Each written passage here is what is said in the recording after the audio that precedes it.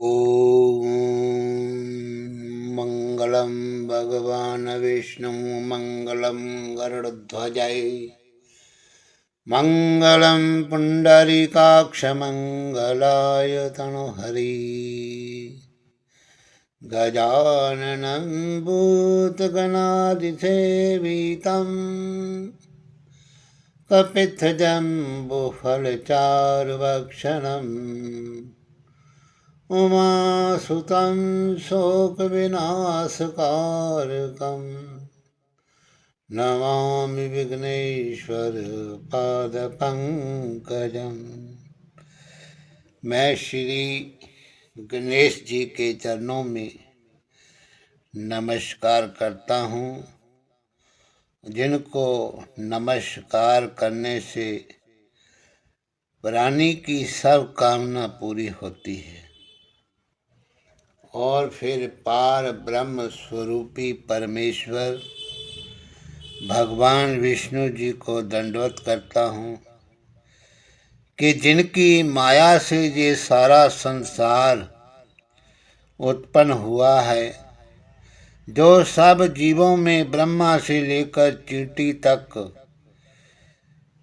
जिनका तेज का प्रकाश उन सबों में रहता है, तो सबसे पहले सृष्टि में वही थे और महाप्रलय होने पर भी वही अविनाशी पुरुष स्थिर रहेंगे। तो श्री कृष्ण जी महाराज सांवली सूरत मोहनी मूरत पर न्योछावर होके उनके पैरों में मैं नमन करता हूँ, जिन्होंने अपनी इच्छा से इस पृथ्वी के भार को उतारने के लिए और कंस जरासंध आदि अधर्मी राजाओं को मारने के लिए, राक्षसों को मारने के लिए और हरि भक्तों के दुखों को दूर करने के लिए इन्होंने जहाँ आपने प्रकट किया और सभी भक्तों को दर्शन देकर कृतार्थ करके अपने भक्त वे सेवक वसुदेव देवकी के यहाँ मथुरा नगरी में सगुण अवतार लेकर के अनेक लीला इस संसार में इस इच्छा से की कि इस लीला की कथा वार्ता संसारी लोग आपस में कह के सुन के इस भवसागर से पार उतर जाएं। तो भगवान विष्णु जी के चरणों में मैं दंडवत करता हूँ, जो कि सभी जीवों को उत्पन्न करने वाले, पालन करने वाले हैं और ये सारी सृष्टि के मालिक हैं। तो अब मैं श्रीमद् भागवत महापुराण के दूसरा स्कंद की कथा जो है मैं सुनाता हूँ, जिसमें सुखदेव जी का राजा परीक्षित से श्रीमद् भागवत और पार ब्रह्म परमेश्वर के अवतार धारण करने का हाल वर्णन किया है। तो पहले अध्याय सुखदेव जी महाराज का राजा परीक्षित को धैर्य देना और श्रीमद् भागवत की स्तुति वर्णन करना। सुखदेव जी ने राजा परीक्षित की वचन सुन के कहा कि हे राजन, तुमने जो पूछा कि अंत समय मनुष्य को अपनी मुक्ति के लिए क्या करना चाहिए, सो बहुत बड़ी अच्छी बात पूछी है आपने। इसमें संसारी जीवों का ही भला होगा।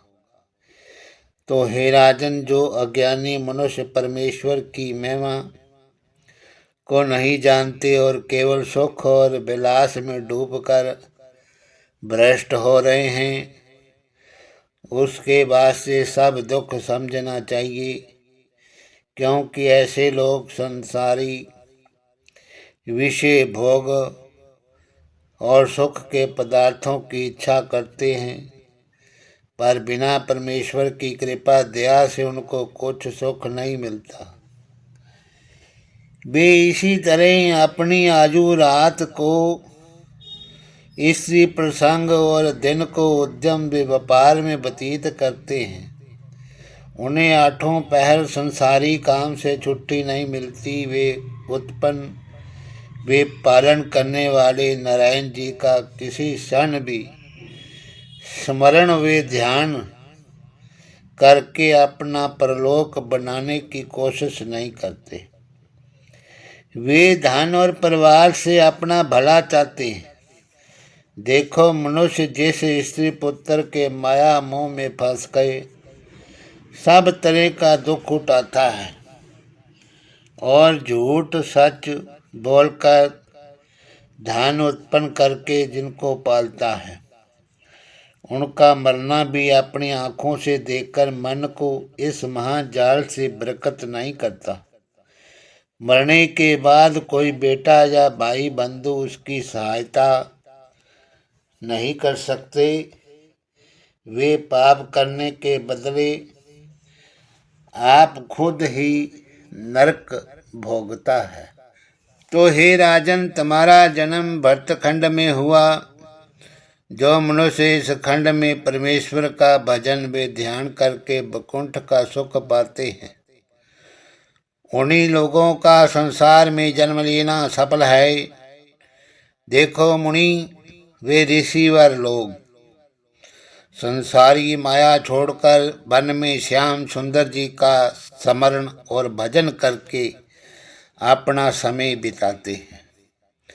सो हे राजन सुनो, जिसकी मृत्यु निकट पहुंची हो उसको भवसागर से पार उतारने के वास्ते नारायण जी की कथा व स्तुति सुनने के सिवाय दूसरी बात उत्तम नहीं है।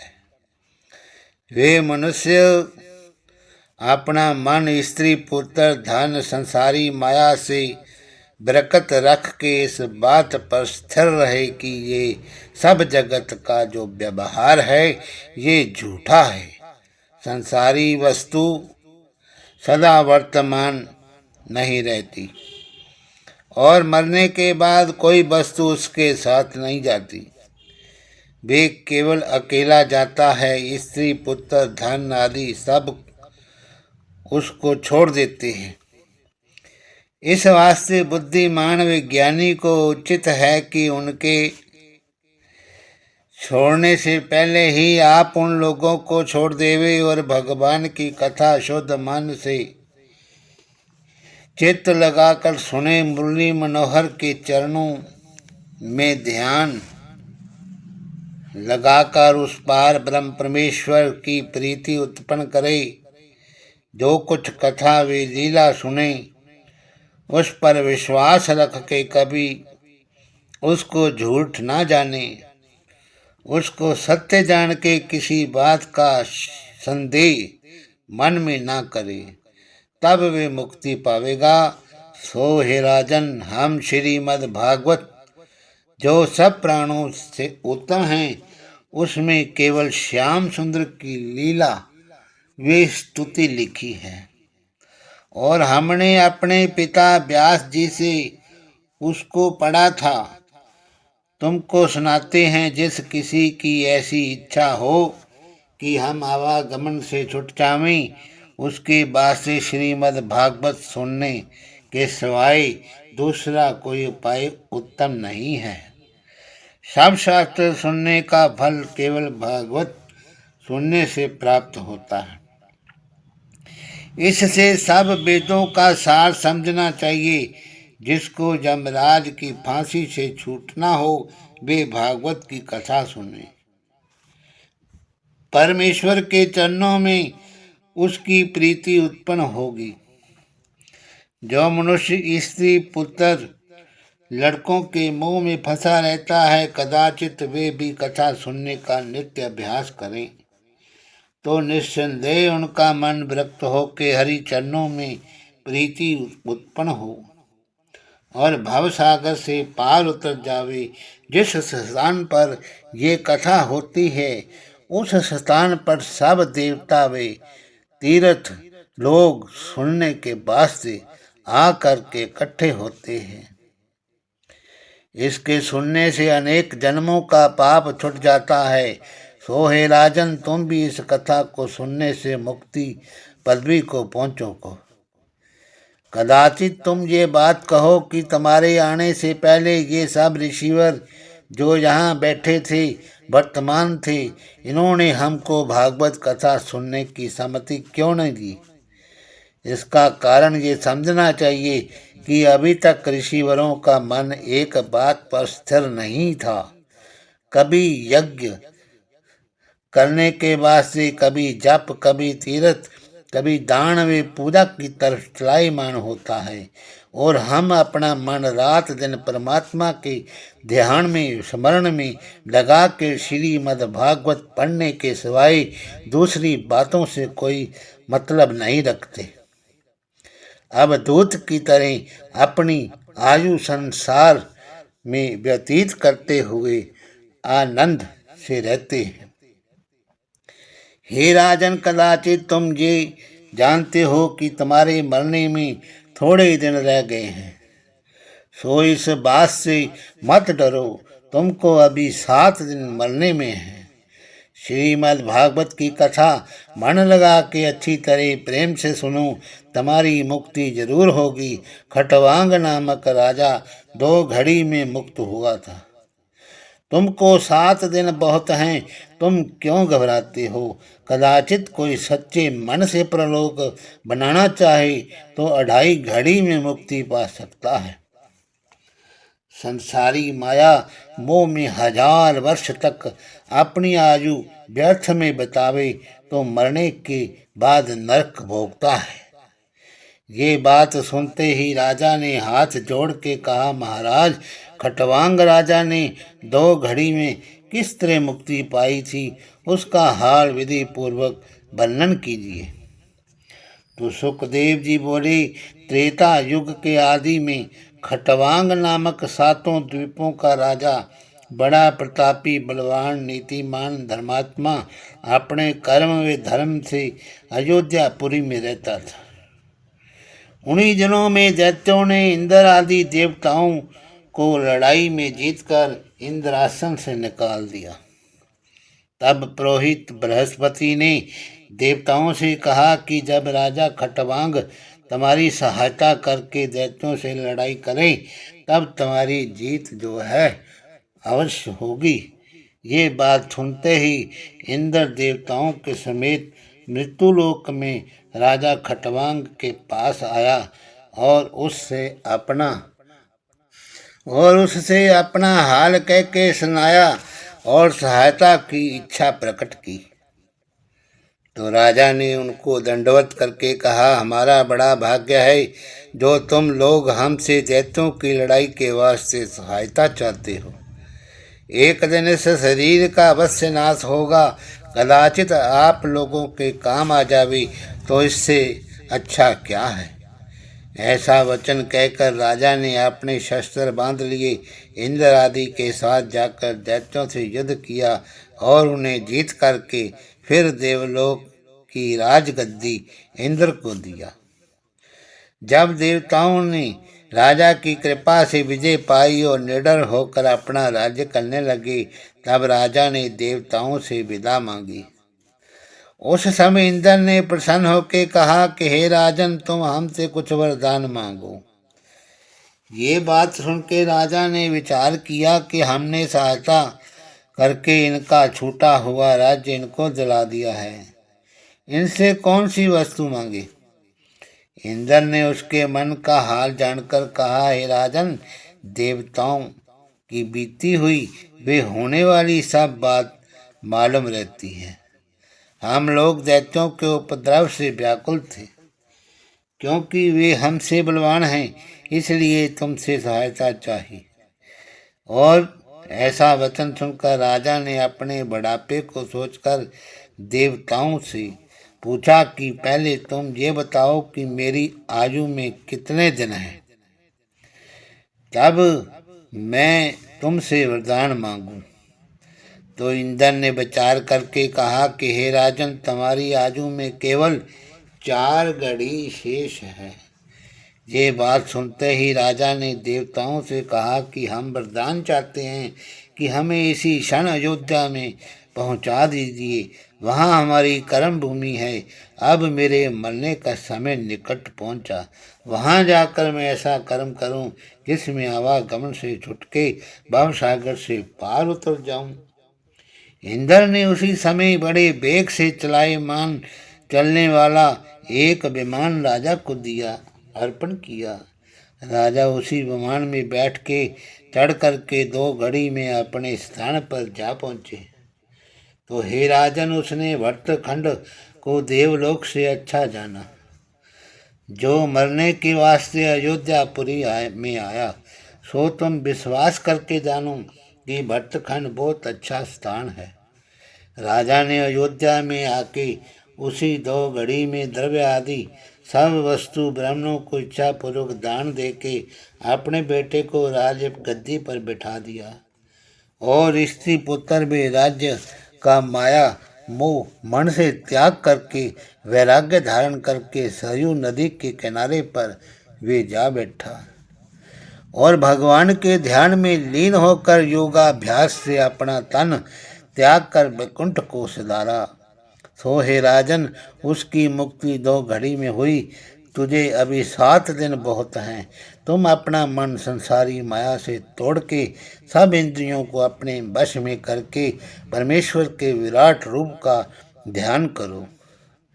सब लोग उसी रूप में वर्तमान हैं। ऊपर के 7 लोक कमर से ऊपर और नीचे के 7 लोक कमर के नीचे उस आदि पुरुष के समझो। जितनी वस्तु तुम संसार में देखते हो उस रूप से कोई बाहर नहीं है। ये बात विचार करके उस तेज के साथ जिसके प्रकाश से सूर्य चंद्रमा प्रकाशित हैं ध्यान लगाओ।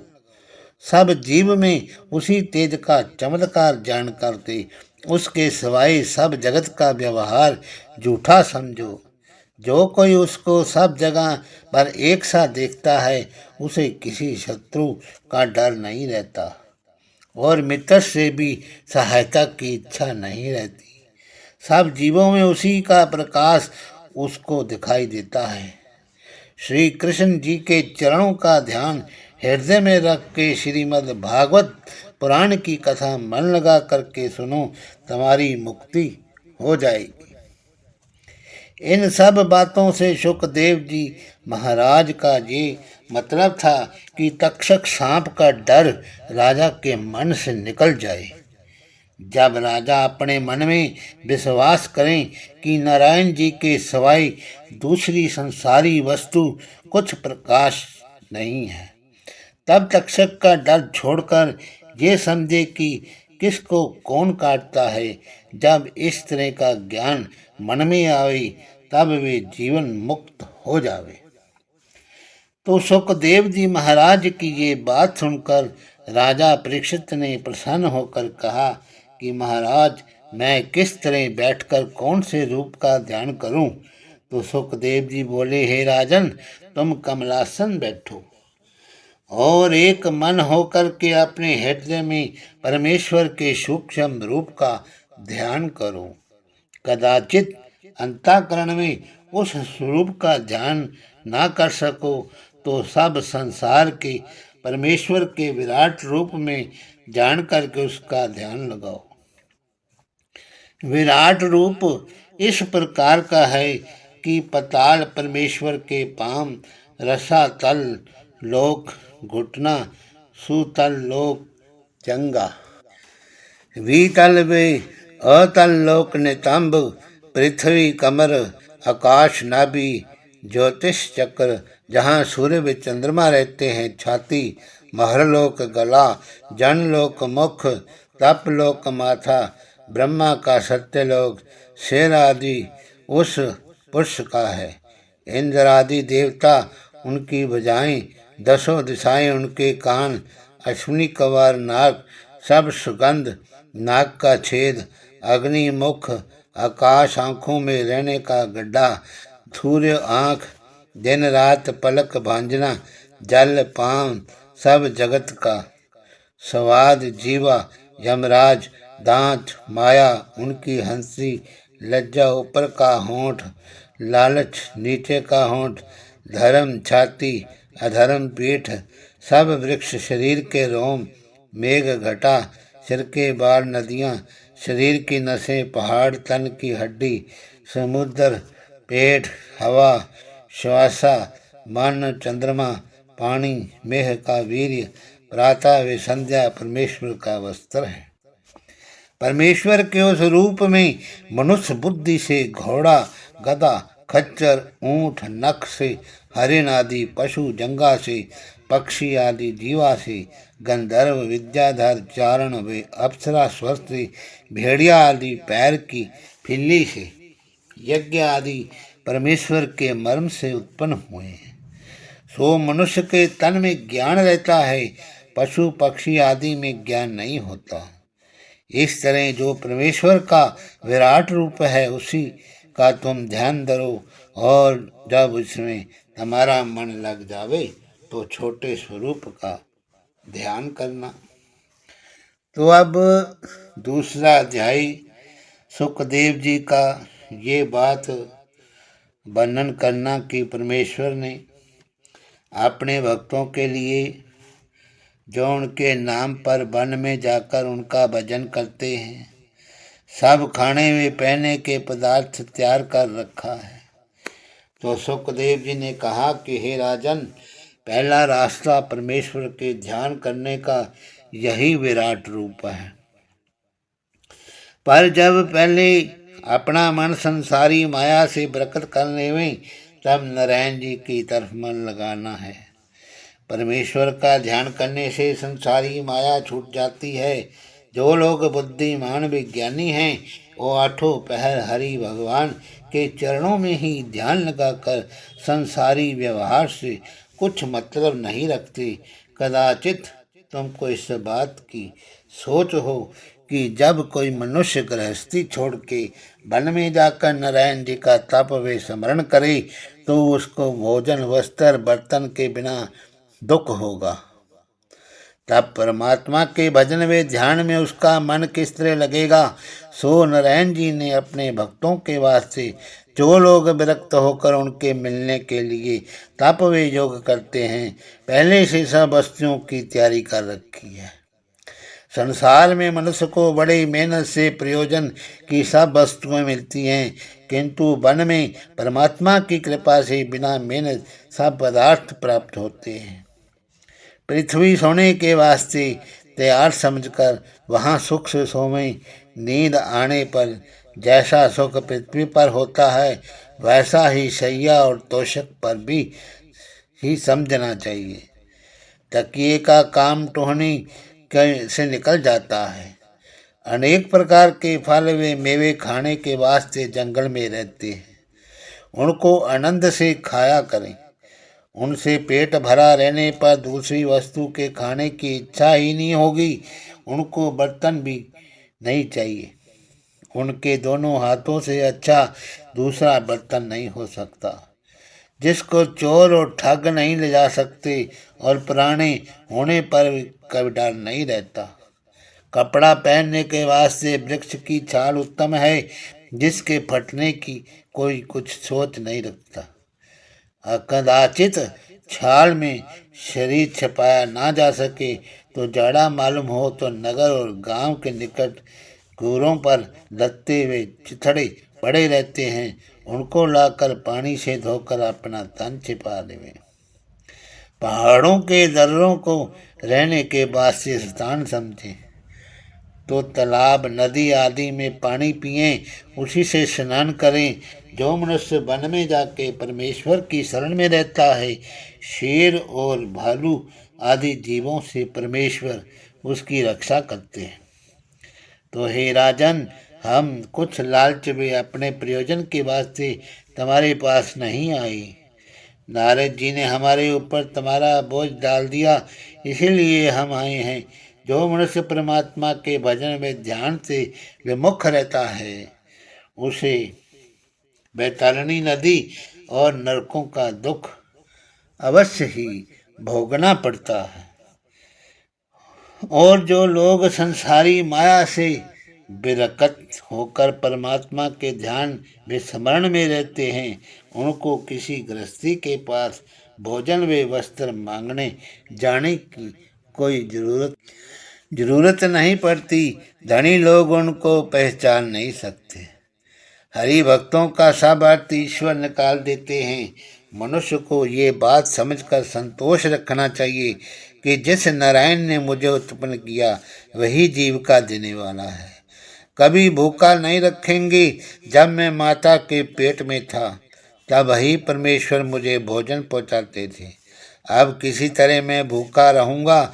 उन्हीं के परमेश्वर ने उत्पन्न होने से पहले हमारी माता की छाती में हमारे पीने के वास्ते दूध तैयार कर रखा था। थोड़ा सा विचार करके समझना चाहिए कि कुचों में सब मांस रहता है। परमेश्वर की दया व कृपा से के बिना उनमें दूध किस भांति उत्पन्न हुआ। ये हाल देखने में जो भी मनुष्य संतोष ना रखे और परमात्मा को भूलकर खाने पीने का सोच करे उसे मूर्ख समझना चाहिए। देखो, जो कोई गाय वे बैल आदि पशुओं को अपने द्वार पर बांधते हैं, वे लोग उनके घास व दाने की फिक्र रखते हैं। नारायण जी जो कि सबकी जीविका देने वाले हैं, वे कैसे अपने दास को चिंता छोड़ करके उसे भूखा रखेंगे। उस समय तो परमेश्वर ने तुमको नहीं बुलाया जब तुम एक बूंद पानी के समान थे, और फिर परमेश्वर ने अपनी महिमा से तुम्हारे हाथों में 10 उंगलियां उत्पन्न करके दोनों कांधों पर 2 भुजाएं बनाई। अब तुम किस तरह जानते हो कि नारायण जी तुम्हें भूल जाएंगे। हे राजन, किसकी समर्थ है जो परमेश्वर के गुणों का ये हाल जान सके। पहले नित्य श्वास चढ़ाने का साधन करें। योगाभ्यास के साथ अपने प्राण ब्रह्मांड पर चढ़ावें। कमल के फूल का ध्यान हृदय में करें जिसमें 1000 पत्ते हैं। उसका मुंह नीचे है। अपने ध्यान में उस फूल का मुख ऊपर को करे। ये साधन करने से उसका मन इससे निर्मल हो जाएगा कि जैसे मूर्छा लगा हुआ लोहा शुक्र करने से चमकने लगता है। जब मन शुद्ध हो जाएगा तब उस फूल में उसको परमेश्वर का छोटा स्वरूप दिखाई देगा और ऐसा सुख मिलेगा जो उसने कभी नहीं पाया था। उस सुख पर मोहित होकर दूसरी वस्तु की चाहना नहीं रखेगा। जब वे इस पदवी को पहुंचा तब अच्छा योगीश्वर हुआ। फिर उसको यज्ञ तप आदि कुछ करने का कोई प्रयोजन नहीं रहता। वे परमेश्वर का चमत्कार सब जीवों में एक साथ देख करके किसी के साथ सतता व मित्रता नहीं रखता। सो हे राजन, पहले तुम विराट रूप का ध्यान करो। जब तुम्हारा मन स्थिर हो जावे तब अपने हृदय में उसी कमल का ध्यान लगाओ। उस फूल में तुमको परमेश्वर का अंगुष्ठ प्रमाण चतुर्भुजी रूप श्याम रंग नीलमणि के समान चमकता हुआ शंख चक्र गदा पद्म चारों हाथों में लिए, जड़ाऊं किरीट वे मुकुट मस्तक पर, मकराकृत कुंडल कानों में, वे जयंती माला वे वनमाला गले में, नवरत्न जड़ाऊं भुजा पर करदनी, घुंघरू धार कमर के बीच, वे पैरों में कड़ा पहने, पीताम्बर बांधे, उपरना ओढ़े हुए, लंबी भुजा, बांके नयन, तापहारणी चितवन, मंद मंद मुस्कुराते हुए, छाती में भृगुलकता का चिन्ह तुमको दिखाई देगा। कदाचित संपूर्ण रूप का ध्यान तुमसे एक बार ना हो सके तो पहले चरणों से आरंभ करके एक एक अंग का ध्यान में लाओ। धीरे धीरे सब रूप तुम्हारे ध्यान में आ जाएगा। जब अच्छी तरह से वे रूप तुम्हारे ध्यान में आ जावे तब तुम श्वास खींचने की साधना करके अपने प्राण मस्तक में चढ़ा लेना। जिस मनुष्य के प्राण ब्रह्मांड तोड़कर निकलते हैं वे जीव सूर्य मंडल में होकर के कुंठ पहुँचता है। फिर उसका आवागमन नहीं होता। जो लोग यज्ञ तप दान तीर्थ आदि करके अपना तन त्याग करते हैं, वे चंद्रमा के द्वार पर होकर देवलोक आदि में अपने कर्मा के अनुसार जाते हैं और अपने पुण्य के प्रमाण वहाँ का सुख भोग कर उनको फिर संसार में जन्म लेना पड़ता है। वे आवागमन से नहीं छूटते। मकर से लेकर मिथुन की संक्रांति तक 6 महीने सूर्य उत्तरायण में रहते हैं। ये देवताओं के दिन है। इस 6 महीने में मरने वाले मनुष्य सूर्य के द्वार पर होकर वैकुंठ लोक जाते हैं। कर्क से धन की संक्रांति तक 6 महीने सूर्य दक्षिणायन रहते हैं। ये देवताओं की राता है। इस 6 महीने में मरने वाले लोग चंद्रमा के द्वार पर होकर देवलोक आदि में जैसा कर्म किया हो जाते हैं। वहाँ का सुख अवधि पर्यंत भोग कर उनको फिर संसार में जन्म लेना पड़ता है। दोनों तरह के धर्म की राह हमने तुमको बता दिया। इसके सिवाय कोई तीसरी राह नहीं है। हे राजन, जो कोई मनुष्य के तनु में परमेश्वर का भजन व स्मरण करके अपनी मुक्ति नहीं बनाता, उसको फिर 84 लाख योनियों में जन्म लेना पड़ता है। जो कोई इस शरीर में परमेश्वर को नहीं पहचानता और अपनी आयु खेल कूद व संसारी माया में फंसकर नष्ट कर देता है, उसकी वे गति समझनी चाहिए। जिस तरह कोई मनुष्य बड़े परिश्रम से ऊंचे पहाड़ पर चढ़ गया, तब उसको अपना मनोरथ मिलने के बाद से थोड़ा सा परिश्रम रह जाता है, उसी तरह जब जीव ने मनुष्य का तन पाया तो जानो वे ऊंचे पहाड़ पर चढ़ चुका है। कदाचित उसने इस तन में परमेश्वर का भजन व स्मरण करके अपना काम नहीं संवारा तो जानो वे उस पहाड़ से नीचे पृथ्वी पर गिर पड़ा। फिर 84 लाख जोनियों में जन्म पाके उस पहाड़ के ऊपर वे पहुंच सकता है। और इस तरह जिसने जन्म अपना व्यर्थ खोया, वे मरने के बाद मन में बहुत पछताकर कहेगा कि देखो मैंने कैसे बुरा काम किया है, जो परमेश्वर को नहीं जाना और संसारी माया मोह में लिपट के नष्ट हुआ। फिर ये बात हाथ से जाती रहेगी। इसलिए मनुष्य को ये ध्यान में रखना चाहिए कि प्रतिदिन मेरी आयु कम हो रही है, वो मृत्यु के दिन निकट चले आ रहे हैं। जो दिन बीत गए हैं वे फिर आ नहीं सकते। इस बात को आठों पहर में मन में विश्वास रख के एक क्षण भी परमात्मा को ना भुलावें और नारायण जी के भजन व स्मरण में दिन काटें। जिसने मनुष्य के तन में परमेश्वर का भजन नहीं किया, वे मनुष्य पशु के समान हैं। जिस तरह ऊंट और बैल की पीठ पर बोझा लादते और एक समय उसे दाना व घास देते हैं और वे उसी में प्रसन्न रहकर अपना दिन काटता है, वे ये नहीं जानता कि कहाँ सूर्य निकलते हैं और कहाँ डूबते हैं। वही गति उस मनुष्य की समझनी चाहिए। हे राजन, परमेश्वर थोड़ा ध्यान करने में ही मनुष्य प्रसन्न होकर उसे मुक्ति देते हैं। श्री कृष्ण जी ने गीता में अर्जुन से कहा है कि 4 समय में मनुष्य अवश्य मेरा स्मरण करे। एक तो जब मनुष्य रोगी होकर दुख पाता है, दूसरा जिसको मेरे मिलने की इच्छा होती है, तीसरे जब किसी का कुछ काम अटकता है, उसे किसी वस्तु के पाने की इच्छा होती है, चौथा ज्ञानी जो मुझे पहचान कर मेरे भेद को पहुंचा है। वे लोग अपना अपना अर्थ सिद्ध होने के बाद से मेरा स्मरण व ध्यान करते हैं।